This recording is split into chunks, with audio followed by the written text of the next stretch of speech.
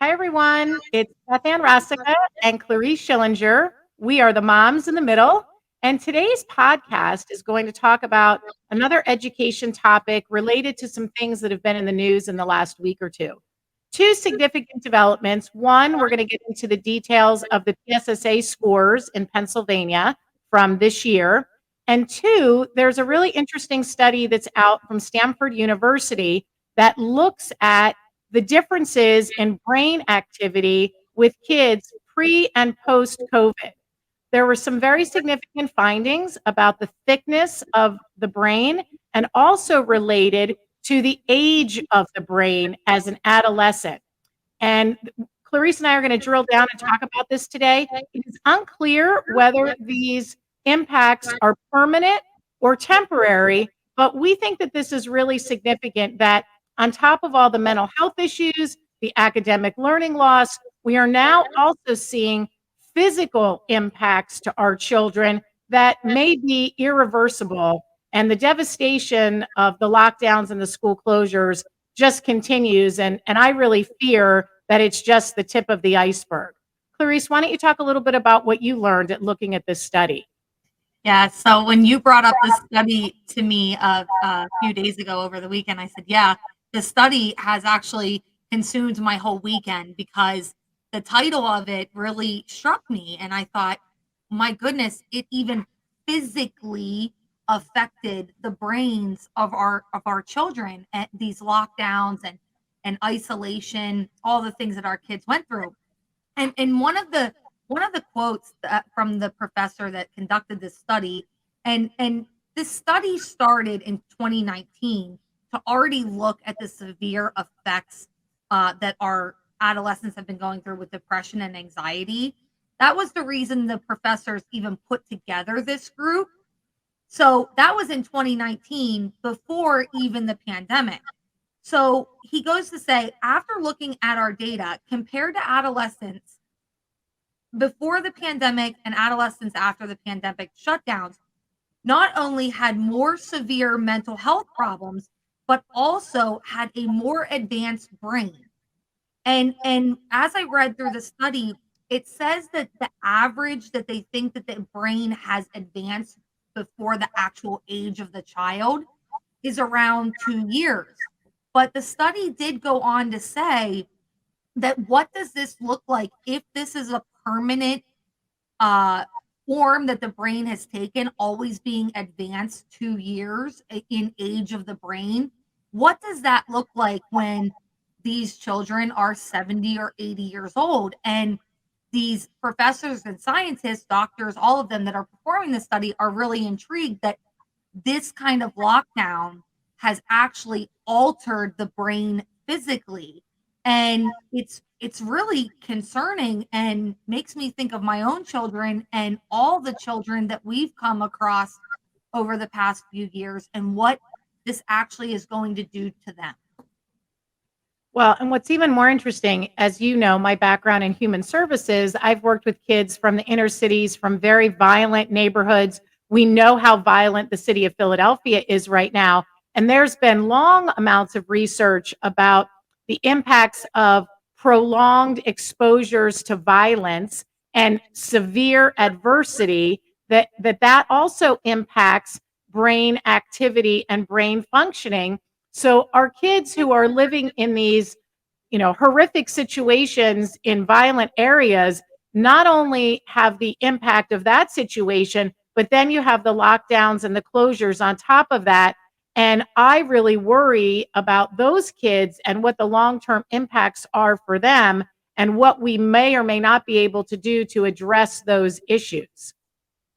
Oh, it's we talk about those children so often because they have experienced such traumatic things in life to begin with poverty and some of the things that maybe you or or my children take a little bit for granted. But I did want, so as I'm digging, sometimes us moms, we can go down the rabbit hole. But as I was digging, I really started to think about, well, if these lockdowns and social isolation had an impact on our children's brain physically, we know that it has with depression and anxiety, but now we actually have photographs of the brain aging at a quicker pace than it should be. But the American Association of Pediatrics for decades, right? All of us know that when we've taken our children to our their doctor, they've said limit screen time. We've heard that for decades long. I have a 16-year-old. So about 16 years I have heard to limit the screen time. What I found interesting is the American Association of Pediatrics has always said 2 hours a day on screens. After the pandemic, the screen recommendation from the American Association of Pediatrics, they have removed that stance. They are now letting it up to families and schools. And I thought that was kind of interesting, especially with this study. And we know that blue light can offer some damages. A lot of us wear blue light glasses, but what does that look like? What kind of impact the 8 hours a day on the screen in virtual learning, what does that look like for our children, both physically on their brain and mentally? Number one. Number two, why did the American Association of Pediatrics change their stance from decades long to, well, you make the right decision? Is it a push from the teachers union, Brandy Weingart and the AFT? It just seems very weird that that statute has now changed. And another thing that I noticed is every article, every piece or topic is referring to parents to really look into their child's use of screen time. And I've noted this before, and I think that it's really important to circle back, is schools have our children more during the day and waking hours than in fact parents do. And many children have their own devices, the one-to-one. So even though we are out of virtual learning, I have noticed that even with inside the classroom walls, they are still virtually learning. So real quick, the reason why the American Association of Pediatrics has suggested the 2-hour limit, they have always said that the reason for this screen time limits is to avoid obesity, depression, behavior issues, anxiety, and a lack of social skills. So, what do you think with this new study from Stanford? Now, seeing that the American Association of Pediatrics has changed our decade long stance on 2 hours of screen time, we know that schools are distributing devices and are on devices majority of the school day. And frankly, all the articles say is parents get your children off the screen or off their phone. But what about what's happening in the classroom? What does that do to our children? Well, I have a couple things I want to respond to with that, Clarice, because number one, I can remember clearly during the lockdowns taking my kids to CHOP because we had been with CHOP since both of my sons were born, and we used the pediatricians there forever. And they always had the big sign in the office that said, limit your screen time to 2 hours, exactly what you're saying. And I kept asking them, throughout the pandemic and the closures, well, where is that recommendation now? And eventually, like you said, they just took those signs down, which was one of the reasons that led me to just leave CHOP as a practice because I did not think that they had children's best interest at heart. We also know that CHOP was part of keeping schools closed, keeping kids masked, all of those issues. And I think that that absolutely relates to what you said in terms of the teachers union and the power that they have, not just in Pennsylvania, but all over the country. So there absolutely is a reason why limiting screen time is so important. And it's not just limiting the amount of time. And it's not just whether it's a device that they're playing video games, whether it's watching TV. I mean, my kids watch TV and the ads during the campaigns, like they could recite the political ads word for word. So again, too much time on any of these devices is not healthy for kids. They need physical activity. They need to be with friends. They need to be engaging with people and not just in a virtual kind of way. So I really do think that the amount of screen time outside of school is problematic. But coming back to your point about screen time in school, and we're going to move into talking about the PSSA scores. And I do think that there is a relationship. I don't have a scientific study to prove it, but I have anecdotal data from my own kids who tell me that basically all they're doing in school is virtual learning in the classroom. They have I to have the take same thing. they have Yes. to take their computer from class to class. They don't do much pencil and paper writing. And if they do something on paper and pencil, like a math problem, they have to take a picture with their computer and upload it for the teacher to grade. So there's no handing in a piece of paper. It's all done via computer. And I do not think that that is the best learning modality. And I know, as a background in education, that interaction is a much better learning modality than 100% virtual. We already know that virtual learning doesn't work. So let's now fast forward. We had talked a couple of weeks ago about the 2021 PSSA scores and how abysmal they were as compared to 2019. Well, now we finally have the 2022 results. And I have to say, I think that they're almost more depressing than the 2021 results. So let's look at what I found. So there's very little improvement from 2021 to 2022. Interestingly, between 20 and 25% more students took the PSSAs this year than they did last year, which we know was probably going to happen because a lot of parents opted their kids out in 2021 because they just didn't want the pressure. So we have a bigger sample size now than what we did last year. So in terms of improvement from 2021 to 2022, in math, we did see in grades 3, 4, 6, 7, and 8, the percentage of kids in proficient and above increased slightly. And when I say slightly, I'm talking about 1, maybe 2 percentage points. And in grade 5, they actually decreased. There were fewer proficient kids this year in math in 5th grade than there were last year. Now, that's actually the good news. Let's talk about English. In English, grades 3, 4, 5, and 6, percentage of kids in proficient and above decreased in all of those grades by 1 to 4 percentage points. Those percentages decreased. Only grade 7 saw an increase in English grades and English proficiency. Science, we saw grade 4 decrease and grade 8 increase.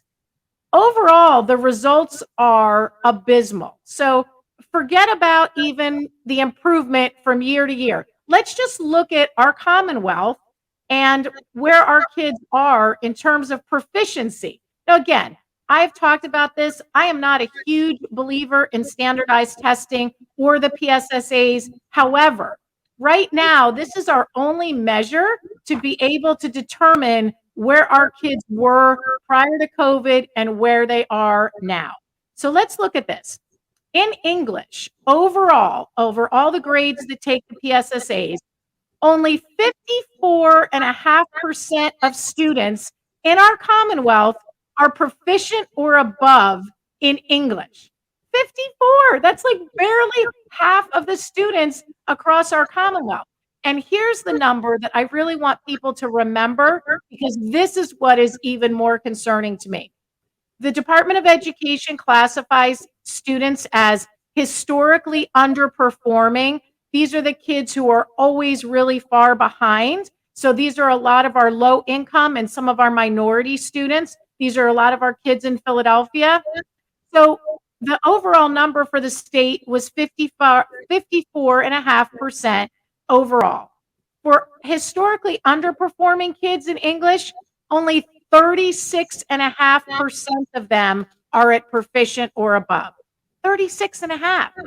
For math, only 34% of our students across the Commonwealth are proficient or above in math, And for our underperforming children, 9%, 9% of them are at proficient.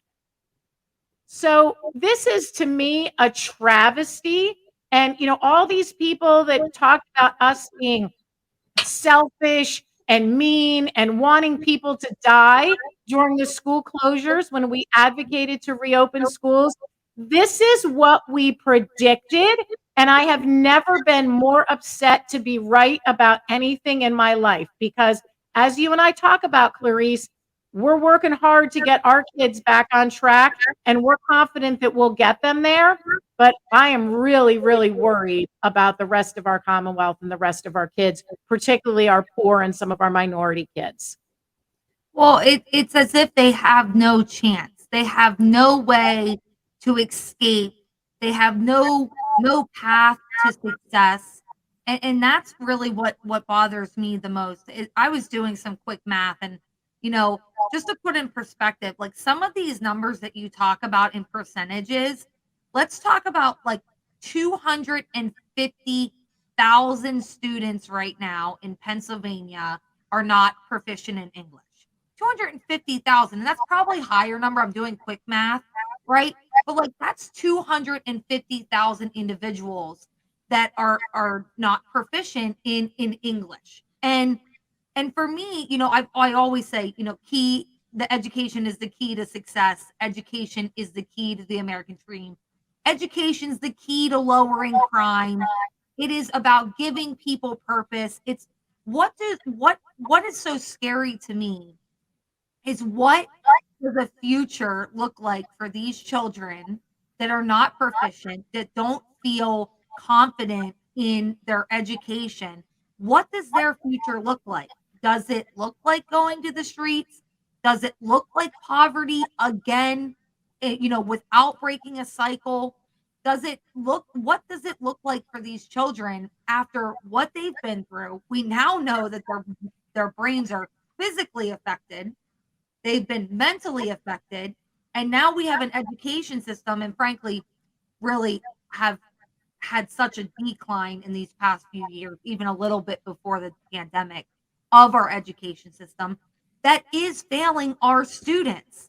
And, I before this podcast, we had discussed a little bit, but in talking about how unprepared, how ill prepared our children are to go out to the next step in life, to the workforce, to whatever that is for them.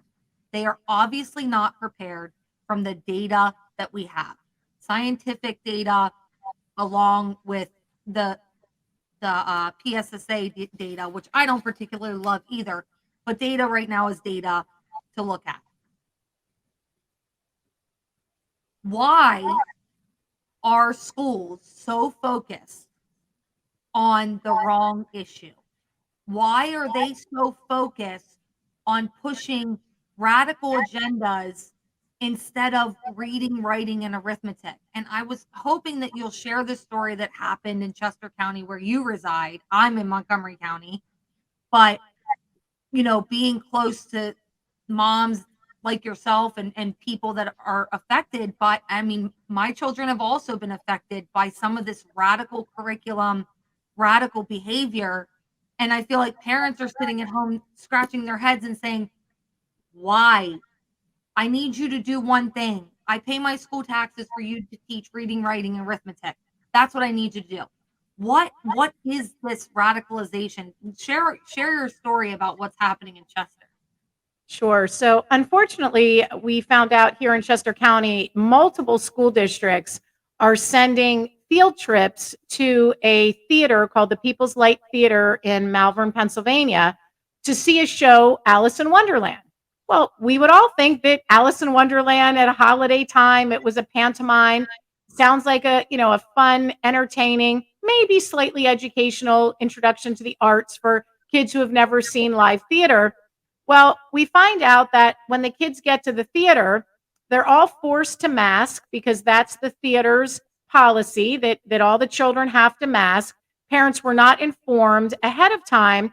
So when the kids came home and were telling their parents, people started looking more into this show. And what we found out was that there's a drag queen who is one of the premier performers of the show. And while that in and of itself isn't really the issue is that, again, parents weren't told that there was a drag queen as a part of the cast, or that the theater was making a really big deal about it. If you go to the People's Light Theater website, you'll see that they're promoting that performer above all of the other actors and actresses in the show. They make a point of saying that they are an award winning drag performer and all the drag performances. And they have a link to this person's website, which, as a parent, is not something that I would want my child looking at.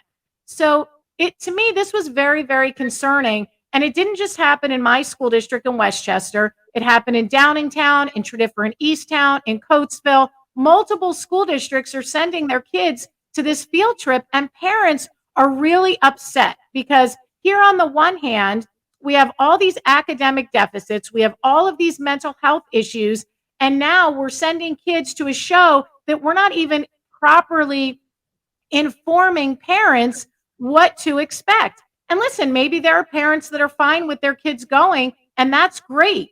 But why would we be using publicly funded education dollars for something that many parents may find objectionable? And at the very least, the school district should have informed parents. When I reached out to my school district for a comment on this, they basically told me that while they did not explicitly share information about the show and cast, it was all available on the theater's website. And I'm thinking to myself, okay, yes, as a parent, are we responsible to do our due diligence and research? Yes. But at the same time, we all pay a lot of money in school taxes. And I would like to think that our school administration is paid to make good decisions and to provide information to parents. So again, this is just another level of broken trust with our school system. And Clarice, we try to talk about solutions. Yeah. What we have plenty to complain about, we have plenty of issues. If we want to talk about solutions, the solutions start at the bottom and they start at the top. And we've got to have a bottom up and a top down approach to deal with this. So Agreed. let's talk about from the bottom. From the bottom, we have to change school boards, because if we have reasonable school board members who are moderate, who are not extreme on either side, we are going to hire reasonable, moderate superintendents who are then going to hire moderate and reasonable principals who are then going to hire moderate and reasonable teachers. Instead of what we have now with these superintendents who are completely out to lunch, have a completely different agenda than what should be done in public schools.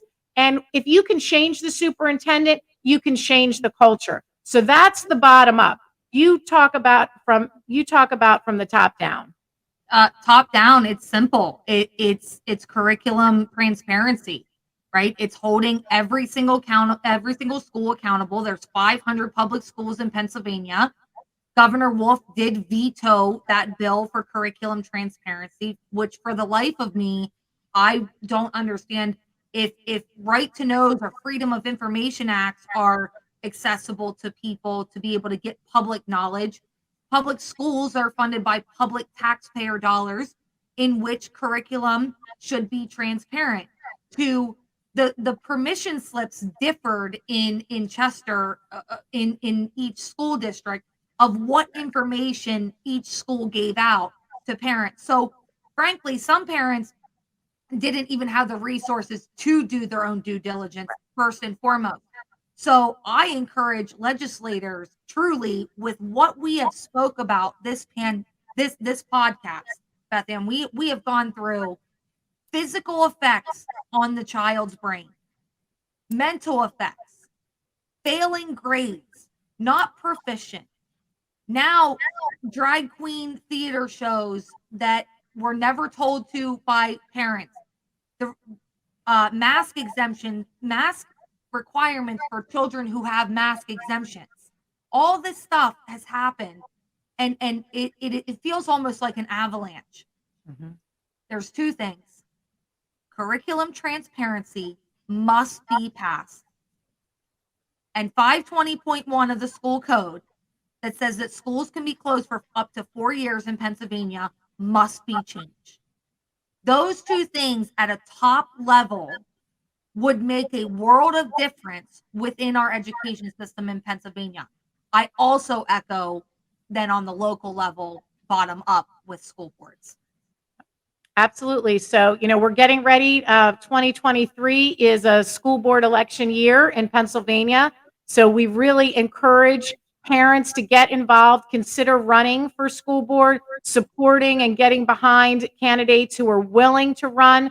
Because until we have change in Harrisburg, which this next 4 years we're not, we really need to focus on the bottom level and get good people to run so that we can have superintendents in place that are going to focus on academic outcomes. And that's going to look different in every school district. Every school district has a different population. They have different needs. They have different issues, but they need a leader to come in and assess what do we need to do to get our kids caught up and not focus on these other issues that are not helping focus on academic outcomes. How about this? Not on political theater. Exactly. Not on political theater. I love it. I love it. All right, everybody. Well, thank you so much for joining us again for this episode of Moms in the Middle. We hope that you're enjoying some of the festive holiday season, and we will have one more podcast before the holidays. Have a great day. Bye.